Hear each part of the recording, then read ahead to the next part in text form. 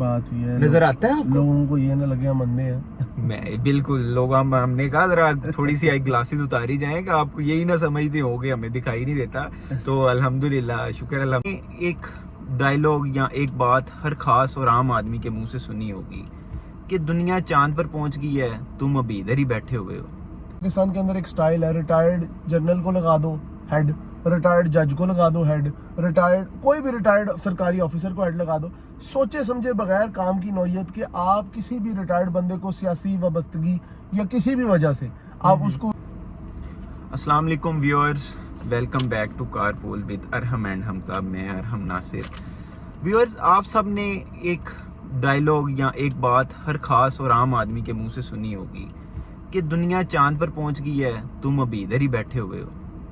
हमारा हमसाया मुमालिक भारत हिंदुस्तान, जो हमारे साथ ही आज़ाद हुआ, जिसके हालात हमसे कुछ बेहतर ना थे, मगर 23 अगस्त को उसने चांद पर पहुंचकर दुनिया का चौथा मुल्क बन गया और एशिया का दूसरा मुमालिक बन गया।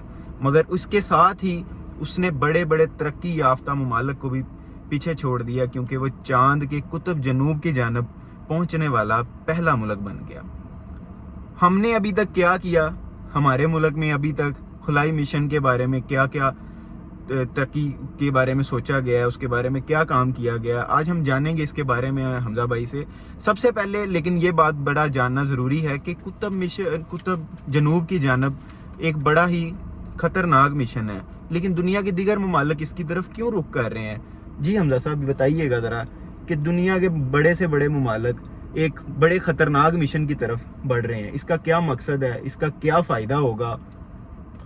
सबसे पहले तो हम आप देखें कि अगर आप इन टर्म्स ऑफ इंडिया या इन टर्म्स ऑफ आप बात करें कि चांद पे जाने वाले जितने भी मिशन हैं, सबसे पहले अमेरिकन्स गए 1960s में, ठीक है। लेकिन अगर आप देखें स्पेस में सबसे पहले रशिया गया 1956 में, Yuri Gagarin was the astronaut. तो उसके बाद फिर नील आर्मस्ट्रॉन्ग, तो पूरी दुनिया को पता है उनका नाम नील आर्मस्ट्रॉन्ग का। जी जी, उसमें कोई ऐसी मतलब बात नहीं कि जी हर बंदे को पता है, हर बंदे ने पता है चांद पे पहला कदम किसने रखा। तो फिर लोग अजराए मजाक कहते हैं दूसरा कदम भी उसी ने रखा। ठीक है। अच्छा जी। तो 1960s में अमेरिका पहुंचा, ठीक है, फर्स्ट ह्यूमन आप कह लें जो दाखिल हुआ जी, मून के ऑर्बिट में। तो कहने का मकसद ये है कि अब उसके अलावा अब एक मिशन पिछले डेकेड के अवाइल में चाइना ने भी भेजा। अब ये है कि अब इंडिया एक चौथा कंट्री है, लेकिन साउथ रीजन में चांद के उतरने वाला पहला कंट्री है। और वो जरा मुश्किल ट्रेन है। इससे पहले रूस भी मेरा ख्याल गया था, लेकिन वो काम रहा। हाँ, रूस का टकराया है वहां पे जाके सरफेस से और तबाह हो गया। रूस ने इंडिया को टक्कर देने के लिए पहले भेजा था, लेकिन वो कामयाब नहीं हुआ। लेकिन एक बात है कि ठीक है, स्पेस में ये बाकी 3 मुल्क पहले पहुंचे, अब ये चौथा इंडिया पहुंचा। हमारे साथ जो उनका एक तकाबली जायजा, या हमारे साथ उनका एक जो मवाजना कह लें, मवाजना इस लिहाज से बनता है कि हमने जो स्पार्को की बुनियाद इंडिया के इसरो स्पेस प्रोग्राम से पहले रखी है। Sparco was started in 1960s, ISRO was you can say started in the late 60s और 70s। ठीक है, हमने 10 साल पहले उनसे इस मिशन को स्टार्ट करना शुरू किया। रेबर 1 पाकिस्तान ने पहला रॉकेट छोड़ा in the you can say उसके जो प्रोजेक्ट हेड थे वो मेरे ख्याल में डॉक्टर अब्दुल सलाम थे। He was the Nobel Pakistan के ओनली नोबल इनाम विनर है। मलाला को मैं नहीं मानता नोबल में इनाम वाला, वो एक पूरी कॉन्स्पिरेसी है। चलिए वो एक सेपरेट बात, ठीक है। तो डॉक्टर अब्दुल सलाम साहब को कादियानी होने की वजह से पाकिस्तान में फिर बैकलैश मिला। और मैं हमेशा एक बात कहता हूँ, एक बंदे का मजहब एक डिफरेंट चीज है, बिल्कुल। उसके टैलेंट से आप पूरा फायदा उठाएं।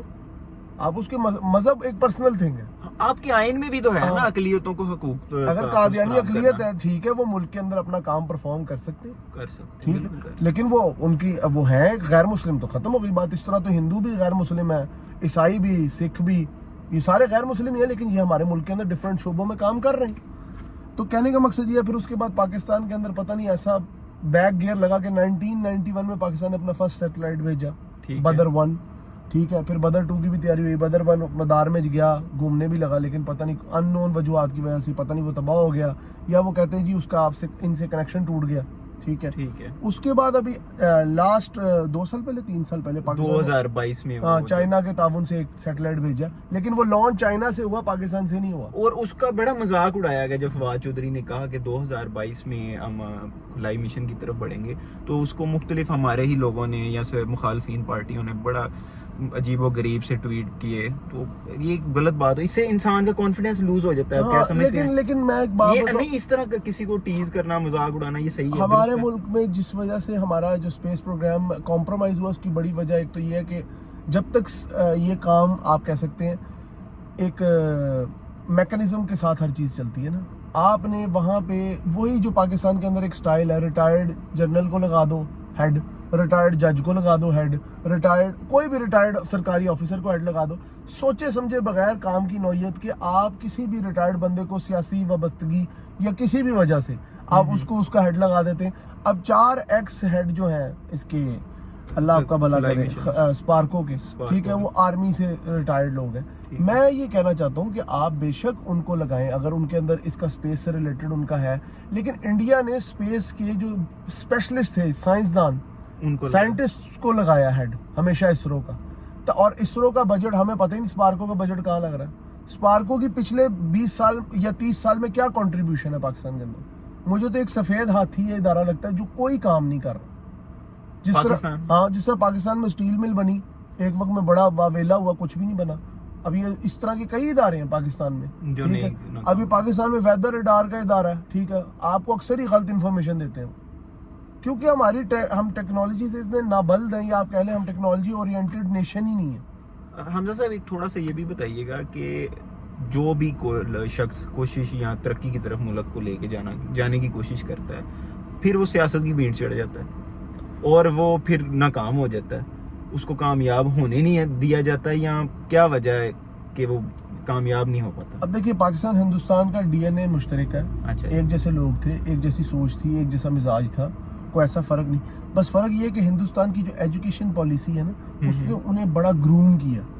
ہماری ایجوکیشن پالیسی آج تک کوئی نہیں ہے, جس کی وجہ سے آپ اسپیس پروگرام تو بہت بڑی بات ہے, آپ بیسک آپ ایجوکیشن دیکھ لیں, آج بھی ہم آبسولیٹ قسم کے سبجیکٹس پڑھتے ہیں, ٹھیک ہے, جو دنیا میں جن کی کوئی ویلیو ہی نہیں ان کو پڑھ رہے ہیں. آپ ان کا دیکھیں, انڈیا میں IIT ان کا ہے, ٹھیک ہے, ایک ادارہ, وہ بہت اچھے گریجویٹس نکال رہا ہے. IT مارکیٹ پہ کس طرح انڈیا نے قبضہ کیا؟ اسی طرح قبضہ کیا کہ انہوں نے اپنی IT کو نا, کہتے ہیں نا, انہوں نے 70s میں 80s میں فوکس بنا لیا تھا کہ ہم نے IT کے اوپر بوم لینا ہے.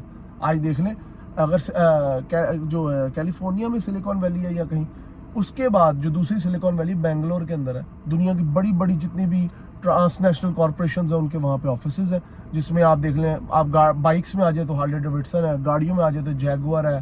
بس اب دیکھیں, اسپیس پروگرام سے انڈیا نے 615 کروڑ خرچہ, جو کہ میں کہتا ہوں کوئی خرچہ ہی نہیں ہے. حمزہ صاحب, ہم ان باتوں سے کب باہر نکلیں گے کہ کس نے عہدہ سنبھالنا ہے, کس نے عہدہ چھوڑنا ہے, یا کس سے عہدہ چھیننا ہے, جس کی وجہ, کیا یہ باتیں کی وجہ سے ہم ترقی نہیں کر پا رہے؟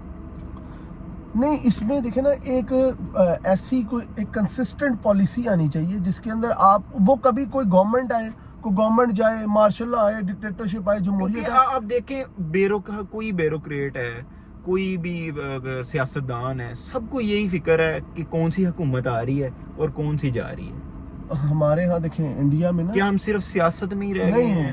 دیکھیں میری بات سنیں حرم, انڈیا میں نا انہوں نے اپنی گورنمنٹ کا تسلسل بنایا. ان کے ہاں گورنمنٹ نہ توڑتا ہے کوئی, تو پھر پالیسیوں کا تسلسل ہوتا ہے. کوئی بھی گورنمنٹ آ جائے, میں کہتا ہوں نواز شریف آ جائے, عمران خان, XYZ, کوئی بھی آ جائے, اگر اس کی پالیسیوں کا تسلسل رہے گا تو ملک ترقی کرے گا, ڈیفینیٹلی کرے گا. وہ کس طرح نہیں ہے تسلسل؟ وہ تو پھر یہی ہے کہ آپ یا تو جمہوریت پہ پکے آ جائیں, یا میرا ماننا آپ پھر آمریت پہ پکے آ جائیں, یا آپ کہیں جی کہ ڈکٹیٹرز ہمیں ترقی کرا سکتے ہیں, ٹھیک ہے, تو پکا ایک ڈکٹیٹر کو رکھ لیں 10-15 سال کے لیے.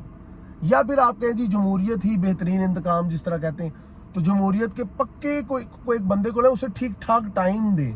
یہاں پہ پیپلز پارٹی کی گورنمنٹ ہے, اس کا بھی 3 سال بعد پرائم منسٹر کسی نہ کسی وجہ سے جی اتار دیا جاتا ہے. جب تک پالیسیوں کا تسلسل نہیں ہوگا, ہم خلا چھوڑیں, ہم آسمان چھوڑیں, ہم زمین پہ بھی چلنے کے قابل ہیں. بالکل بالکل. اسی کے ساتھ میں آپ کے ساتھ بات تھوڑی سی کرنا چاہوں گا کہ جو اختتام, جو کنکلوژن ہے بات کا, وہ یہ ہے کہ کوشش کرنے سے انسان ناکام ہوتا ہے, اور ناکامی اس کی پہلی کامیابی ہوتی ہے کوشش کرنے والے کی. تو ہمارا ہی ایک شعر ہے، ہم جو بہت زیادہ بولتے ہیں کہ گرتے ہیں شاہ سواری میدان جنگ میں، وہ طفل کیا گرے گا جو گھٹنوں کے بل چلے. یہ شعر میں نے اس لیے پڑھا کہ بھارت کی پہلی 2 ناکامیوں پر ہمارے ہاں ان کے بہت سے مذاق اڑائے گئے، ان پر تانے کسے گئے، ان کی میمز بنائی گئی. کم سے کم انہوں نے کوشش تو کی، اور کوشش کرنے والے ہی کامیاب ہوتے ہیں. آج دیکھ لیں چاند پہ انہوں نے، آپ کو پتہ ہے ساؤتھ میں وہ کیا کرنے گئے وہاں پہ، انہیں وہ کہہ رہے ہیں کہ پانی اور مل وہ سکتا ہے. جاپان کے ساتھ مل کر 2026 تک انہوں نے بہت زیادہ مزید ترقی کر جانی ہے. اب وہ سورج پر بھی اپنا وہ مشن بھیجنے کا سوچ رہے ہیں، کوشش بھی کر لیں اس گے. کی پتہ نہیں ریز کا کوئی اندازہ لگانا ہے میگنیٹیوڈ کا، مجھے اس کی ٹیکنیکلٹیز اتنی نہیں پتہ، لیکن یہ انہوں نے کہا ہے. اور دوسرا یہ کہ چاند کے اوپر اگر دیکھیں ایک مضحکہ خیز بھی ایک خبر ہے آپ لوگوں کے لیے. ہندوستان کی ہندو مہاسبھا پارٹی، جنہوں نے پہلے کہا تھا کرونا کا علاج گائے کے پیشاب میں، ان کے ایک لیڈر نے، جو کہ کہا جاتا ہے اپیرنٹلی مودی صاحب کے بہت قریب ہے، یہ میں ذرا مذاق بتا رہا ہوں، انہوں نے کہا ہے جی کہ چاند پہ انڈیا کی ملکیت کا دعویٰ کیا جائے اور ہندوازم کو ساؤتھ جو ہے چاند کا وہ ہندوستان کا حصہ بتایا جائے. تو اس طرح کی بھی وہاں پہ بھی اس طرح کے لوگ ہیں، لیکن گورنمنٹ کی پالیسیوں کا تسلسل ایک جیسا کہتے ہیں ایک صحیح ڈائریکشن میں ملک کو لے کے چلنے سے ملک میں بڑی بڑی چیزوں کی ہیپننگ ہو سکتی ہے. جس طرح انڈیا آج چاند پہ پہنچ گیا، 4تھا کنٹری بن گیا. آپ کو پتہ ہے 615 کروڑ لگا کے انہوں نے، میرے خیال میں کہتے ہیں $100 ملین کے انہیں آرڈر مل گئے. بالکل، ڈفرنٹ چیزوں کے انہوں نے ہالی ووڈ موویز سے بھی کم کا بجٹ ہے، باربی مووی سے، اس پہ $145 ملین ہے، ان کا صرف $75 ملین ہے. چائنا کے پہلے مشن سے کم بجٹ آیا ہے. دیکھیں اس میں پھر یہ ان کا ہے نا کہ کم خرچ بالا نشین کے، انہوں نے خرچہ کم کیا اور ایفرٹ اچھی کی، اور کوشش دیکھیں آپ کے انسان کے ہاتھ میں کوشش ہے. ٹھیک ہے، خدا سب کا ہے، خدا ہندوؤں کا بھی ہے. ہاں جی، انہیں وہ بے شک جس مرضی کو مانے، لیکن اللہ تعالیٰ کہتے ہیں نا، اللہ تعالیٰ کسی کی محنت نہیں رکھتا. بالکل. ہم لوگ بس اس ٹریک پہ آ جائیں گے تو انشاءاللہ وہ وقت دور نہیں ہے کہ پاکستان بھی انشاءاللہ. لیکن بات پھر وہی ہے، آج تک ہماری ساری ٹیکنالوجی کاپی کیٹ ہے. ٹھیک ہے، ساری ٹیکنالوجی ہم نے کاپی کی ہے دنیا کی، چاہے وہ جہاز ہوں، آپ یہ جتنی مرضی اس پہ رکھیں گے سیپریٹ ڈسکشن. لیکن یہ ہے میں لاسٹ پہ حمزہ بھائی مجھے بڑا کہتے ہیں کہ میسیج دیا کرو، تو میں ایک میسیج دینا چاہتا ہوں کہ سب سے پہلے اپنے کال و فعل پر خود اعتماد کریں، پھر دنیا والے اس پر اعتماد کریں گے. تو بہت شکریہ آپ سب کا. چینل کو لائک شیئر سبسکرائب کریں اور ہماری ویڈیوز کو پوری دیکھا کریں، انفارمیٹیو ہوتی ہیں تھوڑی سی، ہم اپنی رائے دیتے ہیں اور آپ بھی کمنٹ میں اپنی رائے ضرور دیا کریں. Thank you.